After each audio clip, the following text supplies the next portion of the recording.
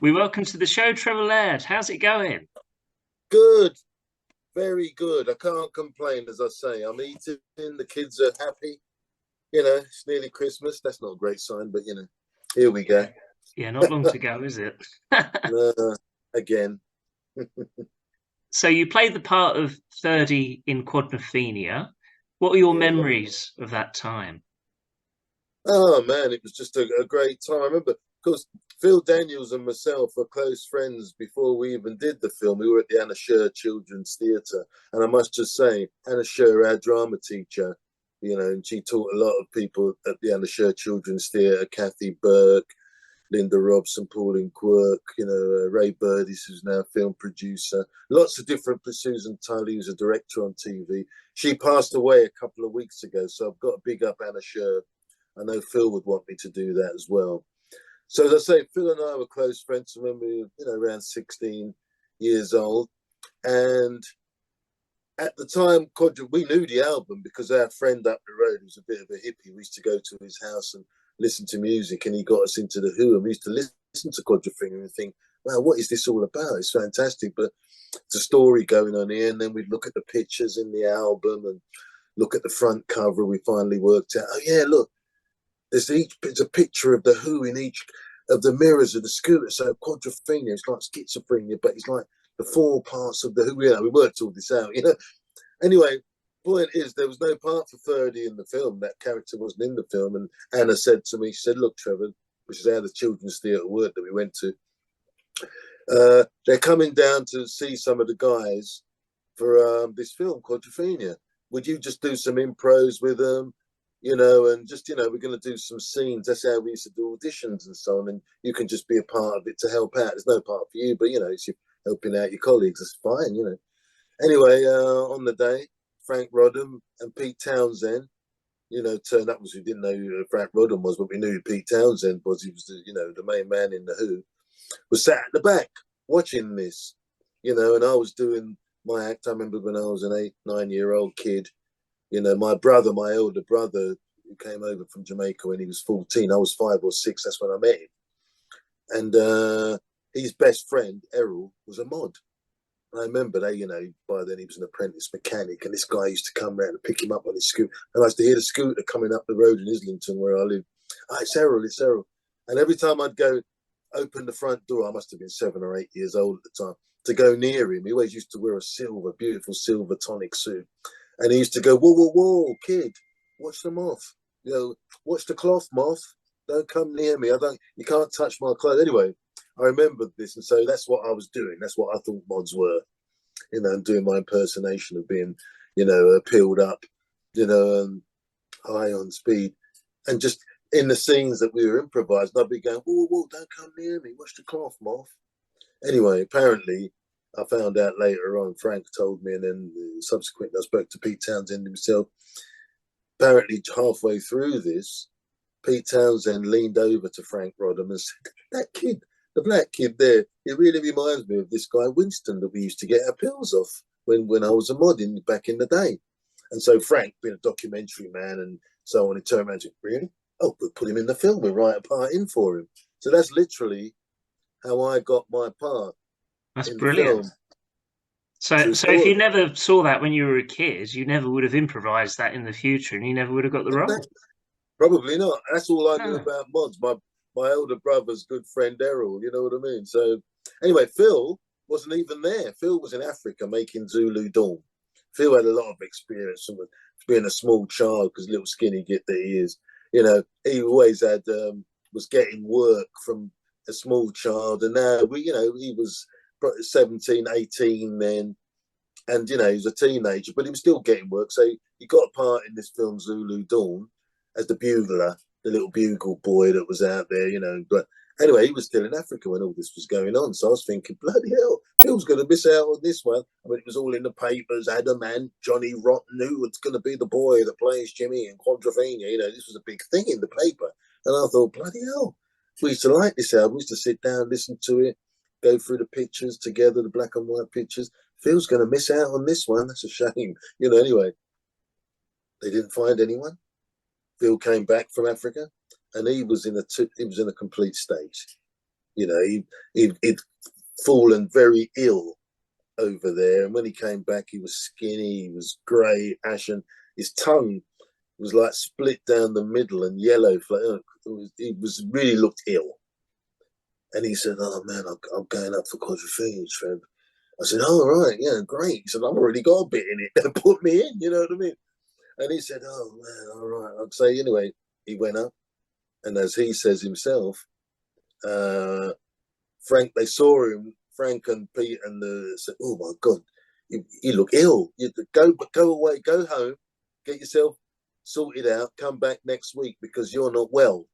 And so he did that, and he came back a week later, auditioned, and the rest is history. You know, as Yeah, we know, he played Jimmy. yeah. And I've spoken to some more of the Quadrophenia actors like Toya and people like that. And yeah, they were saying, yeah, it was going to be Johnny Rotten at one stage, wasn't it? Wouldn't it? And you couldn't really imagine that now. Well, it wasn't going to be. He was auditioned. Pete Townsend didn't think he was right. Frank didn't think he was right, so he didn't get it.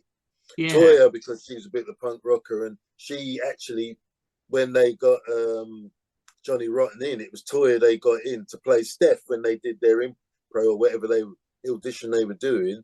She, played opposite Johnny Rotten, so, and he didn't get the role. Pete didn't like him, and Frank didn't think he could act, which of course he couldn't. So, what I mean? Phil was an actor from he was an 11, 10-year-old, and he'd had a lot of experience already at that age. And when we started the picture, he was still 18, I think. When was it, 78? Yeah, yeah. So no, he was 19 by the time we started. Yeah, and so I remember a great friend of mine, a wonderful actor that I've worked with a lot. Alan Ford. People will know his name. He's in he plays gangsters normally. He's in one of those Guy Ritchie gangster films. Snatch, I think, playing a big part. They got Alan in, who I knew because I'd done a big TV thing with him. Got Alan in, and the idea was he was going to coach Phil because it's a very complex part, Jimmy. You know what I mean?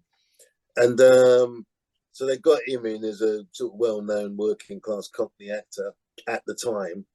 And the idea was he was going to coach Phil, and he met Phil a few times. And apparently, after a couple of times, he came back to Frank Rodham and he said, "Listen, Frank, he don't need coaching. The kid's got it. He can act. He doesn't need me." So it's, "Oh, really? Oh, off you go then." And then, as I say, Phil did his work, as we know. yeah. As you say, a Mm. very complex character, quite vulnerable as well in some stages of the film.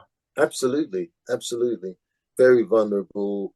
And I think I always say, and we do some of these quadrophenia conventions, or we appearances, and Phil and I, because we're old friends, we often do them together with Leslie sometimes, and when people ask me questions, I always say, "Listen, why is this film such a sort of the mod Bible, the great cult film that it is 45 years now after it was made?" And I always say, well, there's three reasons why, and that is Pete Townsend, Frank Rodham, and Phil Daniels. Simple as that. Brilliantly played, brilliantly made movie and I was with Frank the other day, and I was thinking about it because we were talking. I had my birthday recently, and I was having a drink with Frank. And I said, "Bloody hell, Frank! I'm 66 years old." He said, "Oh," he said, "I'm 77." And I'm thinking that means when we did that picture, Frank was 31 because I was 20. You know what I mean? He Yeah, was 31 years old, and that's young to me now. That's young, obviously. But I mean, he took that picture on. He took the Who on. He took, and he tells a great story, Frank, of Keith Moon turning up. Obviously, before he passed away just before we started the film, and that's another story. Phil and I heard about that together at the same time that he died. But he said when they were preparing, Keith Moon turned up one day and said, "Right, I want to direct this film with you. I reckon I can direct films, and I'm going to direct it with you." He's a bit of a nutcase, and he turned up to Frank and said this. Frank, this young guy, 31 years old, as I say, talking to Keith Moon, a legendary sort of hell-raising The Who's drummer. And Frank said, "Oh, well, that's great, Keith. Yeah, but I tell you what, if you let me come and play drums for the Who with you. You can come and direct this film with me. And Keith went, oh, very good. All right, great. You've got the stuff. You carry on, mate. That was a test. You know what I mean? So he's always been a top man, and he knew what he wanted to do. And Pete Townsend, didn't want another Tommy, which was, so he wanted it to be realistic, documentary style realism. And that's why he got this young director in, who at that time was becoming known for doing that sort of documentary style work. So love Frank Rodham, love Pete Townsend. Well, those three guys have had a great influence on my career, obviously, because I was 20 years old when I made that picture. So it's my launch, as it were. You know what I mean? Yeah, and of course the soundtrack is unbelievable. It's fantastic, and for me, it really elevates the film, doesn't it? Well, absolutely. And of course, we're on a winner there because the music came first, as it were. And it was a great album. I'm always a man who loves any film that's got great music. And that's a head start. So that music was already there because it's the Who. It came out of Pete's head, and the story, and then Frank made the script, and and of course the music was there already. Didn't have to write music specially. It was, that music's brilliant. You know what I mean? Yeah, timeless, like the film. And do you have any funny stories from when you were filming Quadrophenia? Many, many funny stories. I tell them all the time. It's just, some of them I don't know. I always say it to Phil sometimes. He says to me, Trent, you did an interview the other day. You told that story of when we did this or we did that. I mean, it's embarrassing now. I said, yeah, we were teenagers then. Well, I was 20. Phil, well, we're old men now, so, we can still tell those old stories, can't we? You know what I mean? So, yes, I have many, many stories, but maybe not if I can think of some as we speak on, but I'm wondering if I should follow the advice of my old friend and keep these stories to myself, because some of them are quite embarrassing. Well, I'd like to know.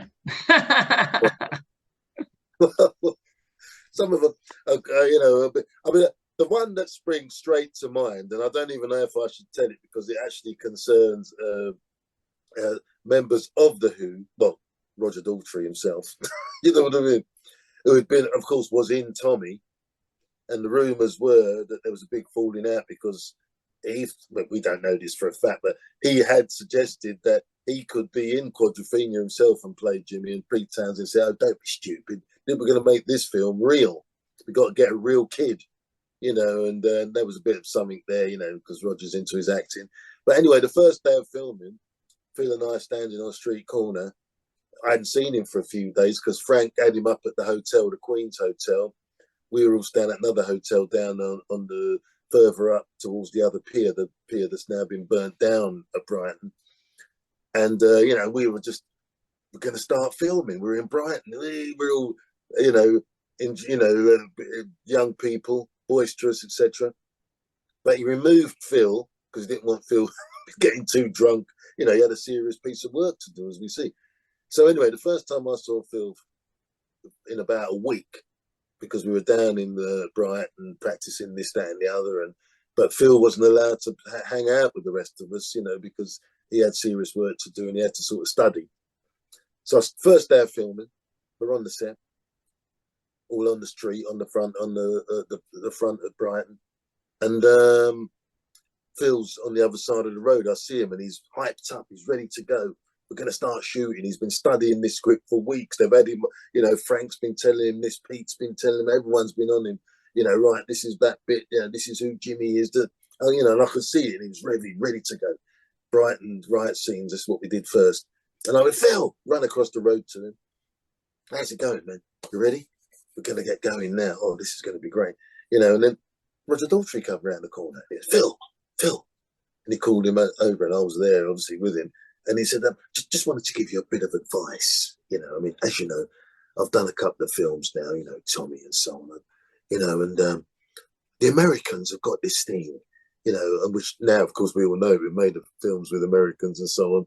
And particularly, it's an eye light on just near the camera. There's always a light which is supposed to pick out the actor's eyes. Now, in Tommy, when we did it, of course, with my, blue eyes, they really did work on that, and so I don't know, you know, they should have an eye light. Look out for your eye light and make sure that that hits you in your eyes, and so that it really brings out your eyes, which helps you to express things. And Phil looks at him and went, "What?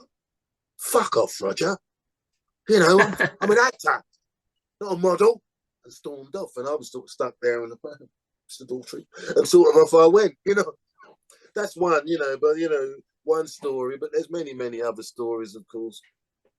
Most of the embarrassing ones involve Mark Wingett, or who was a young kid, you know, straight out. He was still doing his A levels, but never acted before, and he didn't really know how to, you know, the rules of the game. They got him straight out the National Youth Theatre and fought hard, because in those days you had to be a member of Equity to work.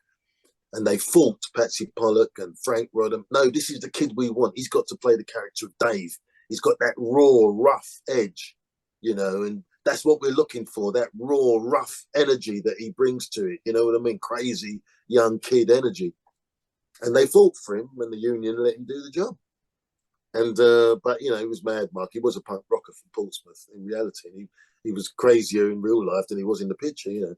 But he didn't really know the rules, so he used to do things like, say we're in Brighton, you know, and some young girl, an extra, you know, was hanging around with the principal actors. So young girls like to hang around with, you know, the guys that are doing that are playing the main parts, as it were. And Mark would then sneak into the wardrobe and steal his costume, you know, and take this girl out, you know, as he did several times. And then next day, turn up and wardrobe, what's happened to his costume? It's filthy. Look at that. We ironed that. It was all ready for work today. And look, what the bloody hell's going on? You know, and then he'd get in trouble. You know, he was in trouble every day. Then he'd do things like, we're on set. There's a bit in Brighton where we wake up on the first day and we'll go for breakfast. And he's got an egg, Mark. You know what I mean? He eats this egg and it splits, and that it wasn't really supposed to spill out the bottom, you know, but it was a lightly fried egg, and all the yolk comes out. Well, of course, that was funny in itself that happened, and Frank kept that take in, which is brilliant. But of course, what he didn't realise as well, some of us who've done a bit of work before realise, is every time you do the scene, don't eat the whole egg, because they're going to do it over and over again. So Mark must have eaten about 20 fried eggs that morning. You know, of course, the master shot, the close-up shot, overfill shoulder shot, and he had to eat that. And every time, because he'd keep eating this whole sandwich instead of just taking one bite, and then when cut comes, putting it down because he knows he's going to get another one.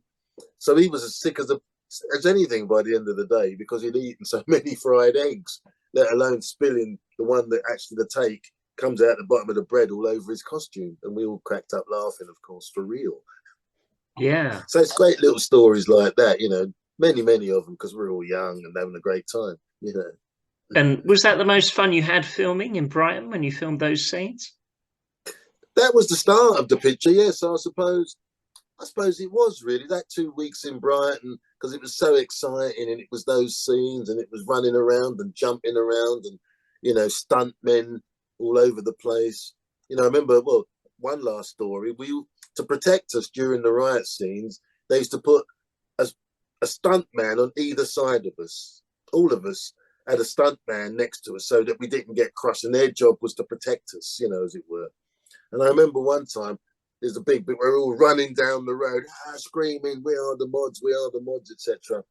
Got a stunt man there and a stunt man there, and I can see Toya in front of me, and she's got stunt people around her as well, you know. And as I look back, we're all running down this road, and the seafront's down there, and I'm thinking, this Toya, you know, I look around and shit, you know, we're coming towards the road, cars are driving through, there's a big crowd, I can't move, I've got a stunt man here, a stunt man there. And as we get to the edge of the curb, a car's going past. And I'm thinking, what am I going to do here? You know, luckily for me, it was in the middle of summer. That was July we did those scenes. You know, and it was a sports car with the hood down. You know, it's one of the cars, because they cut off 3 miles of the seafront and put in vintage 1964 cars and so on. So it was one of the, you know, it was a car that was in the film. And I'm like, bloody hell, this car's driving past, you know. And all I could do as we were running straight through it is I had to jump into the back seat of the car and out the other side. Otherwise, I'd have just run straight into it or been run over. You know, I mean, Toya broke her wrist. eventually at one point. People got little injuries and little scrapes and cracks because it was, it was no computer generated business in those days, no CGI. It was It for was real. real. Yeah. Oh yeah, fantastic scenes. I mean, Yeah, that that has to be one of the best bits of the film, really, I think. yeah. Well, there's a serious stuntage, as we say. Yeah. So, as you mentioned, you've done some of these Quadrophenia events. What are they like to do? And it must be great to meet some of the fans. Absolutely. The great thing about mods, and it's 45 years since I did that picture. I was a bit of a soul boy at the time, listening to soul music and dancing.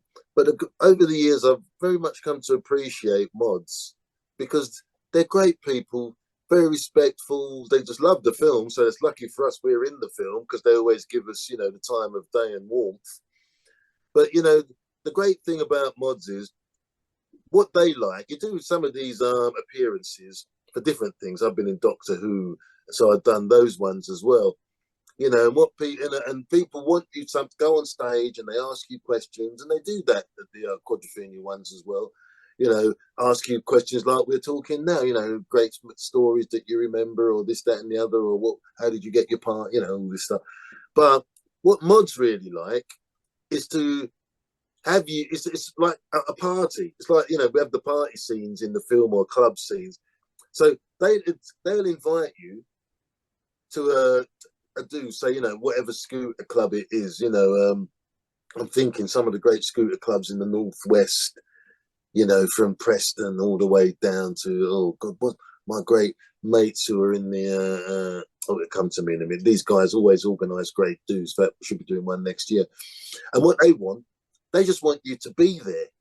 Just no, we don't want you to do all this. Yet people will come up to you and ask for a selfie. And obviously, you're open for that, and you have a selfie, or they'll come up to you and sign my Parker or sign my album. You'll do all that, but we don't want to put you on stage. We just want you to be a part of the party. So that the mods, if you're part of the party, like 4 or 5 of us are there, it's almost as if they can imagine they're in the film because they're there at a party, bands on stage, DJs hanging around dancing with the actual actors from Quadrophenia. That's what they really like. So it's really, really enjoyable from that front. Yeah, Great story. I met you at that Quad 40 in Brighton. That was a really good one. Lovely summer's day. Do you remember that? Leslie Ash was there, and that was a really good one on the pier. No one else was there. I mean, Gary Shell, Spider in the film, our baby brother, we called Gary because we always have to save him, look after him. Now, he hadn't really told us or properly invited us to that do. Of course, he told everyone we were all going to be there. That's why they bought their tickets, as it were. But he hadn't told us until the very last minute. So some people couldn't go. I was with Phil the night before. We were doing what a wonderful show. We went to see the Goldhawks, who played the music from Quadrophenia, and they were brilliant. What a wonderful gig. And they asked us to come and be there and host the after party. So Phil and I were that. That was on the Saturday because the thing on the end of the pier was on the Sunday. Phil got up. We'd done a thing on the Friday as well at the Grand Hotel. And Phil said, Trev, I've had enough of this. So I've got to go back to London. His girlfriend was supposed to come, but she couldn't come. So he said, I said, well, what about Gary's do? He said, well, he didn't invite me, Trev. He did, he can't, I can't hang around for that. I've had enough of all the crowds. He doesn't love crowds, Phil, which is not very useful when you're Jimmy, because that's the first person people want the crowd. You know what I mean? But he said, Trev, give my apologies to Gary and everyone else who's there, because I've had enough. So he got in his car, drove back to London. So I went back to bed. We'd been up till 3 a.m. hosting this after party. And about 10 or 11, I get a phone call. It's Leslie. Trev, where are you? Where is everyone? I said, what do you mean? I'm down here. They're doing something. The press are here. There was like some star in the pavement for Quadrophenia near the pier or something. Well, because Phil with you, because me and Phil are always known to be together. I said, well, he's driven back to London. Oh, no. What about Mark? Well, after the do last night at the Grand, Mark, got on his motorbike. He'd come down on his motorbike, and he went back to London because he had some function with his wife. He said, "Well, Gary hasn't invited me properly to the do. What's going on?" So it was like that. She goes, but I'm here on my own, Leslie said. I said, well, what do you mean? I said, I'm still in bed, Les. She said, oh, God, everyone's mobbing me. And she's quite delicate, Les. I thought, but anyway, I put the phone down. Next thing, Carol Harrison, a friend of ours, who's got a musical called All or Nothing at All about the small faces, and had arranged to do that was at the Grand on the Friday, phoned up Trev, and she's in the film as well. Carol, she phoned up, said, what's going on? Where is everyone, Trev? I said, well, what do you mean? I'm still in bed, Carol. She goes, we were up till 3, 4 in the morning, me and Phil, with the Gold Hawks.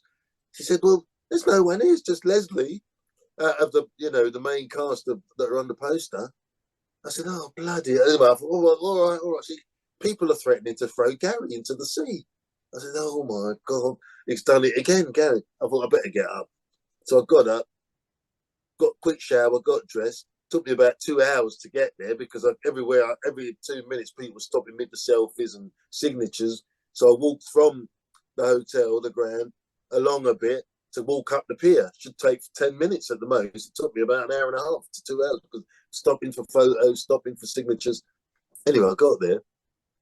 And just as I got there, the guy that organised it with Gary, Bill, used to be the guy that ran the cinema on the beach, said, oh, thank God you're here.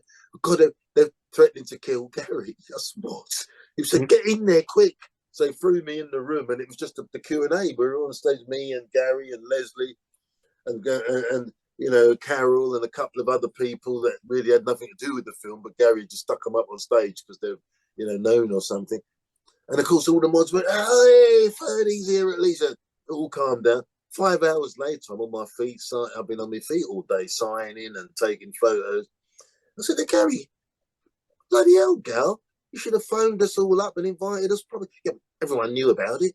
We knew about it. You've actually got to, you can't expect actors, actors just to turn up.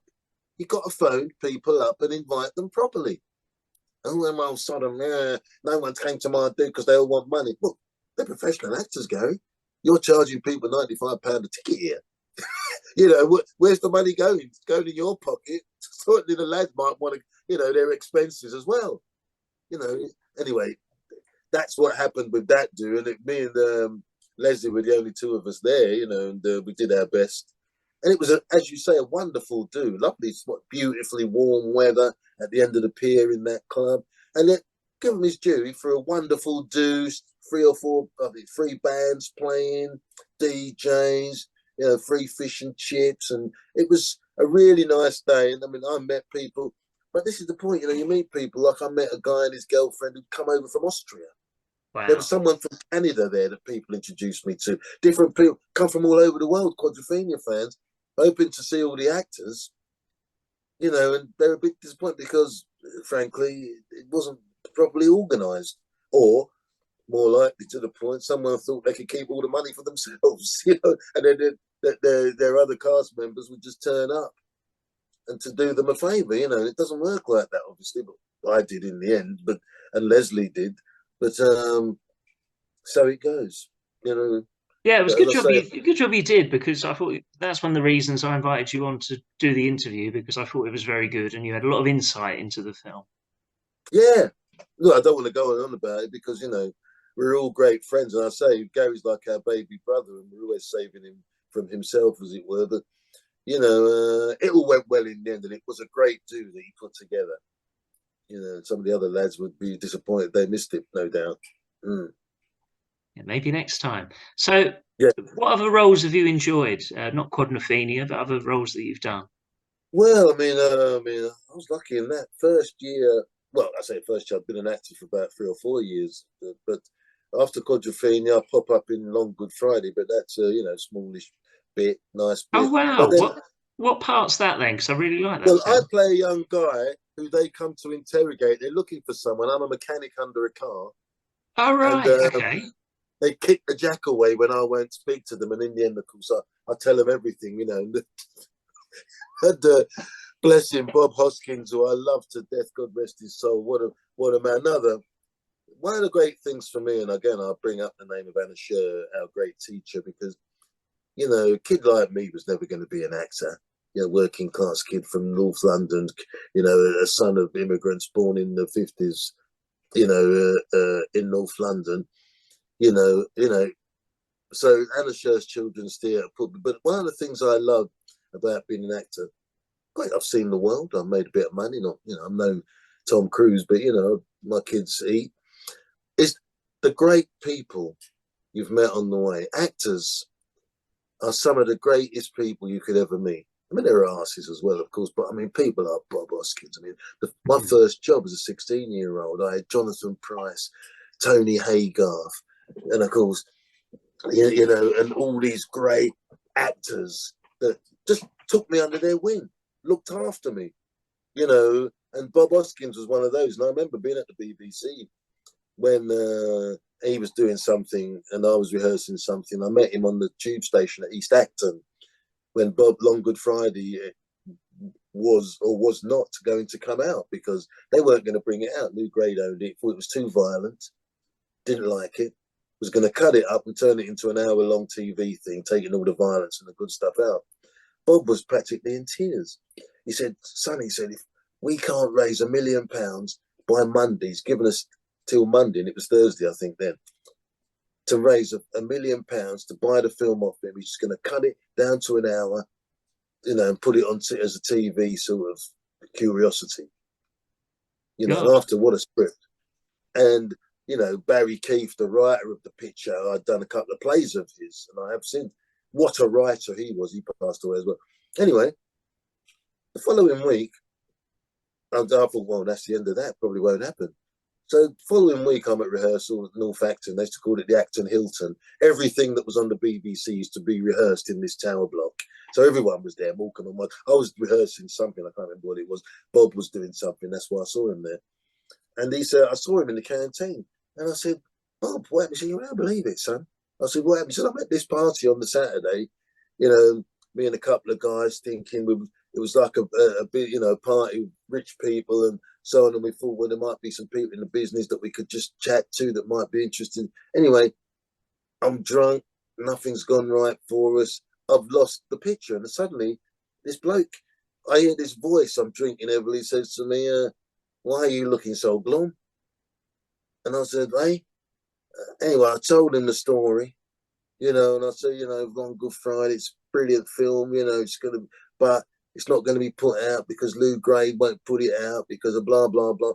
And he said, "What a story. I'll buy it." He said, "What?" He said, "That was the first time I turned around and looked this bloke in the face. I saw it was George Harrison from the Beatles."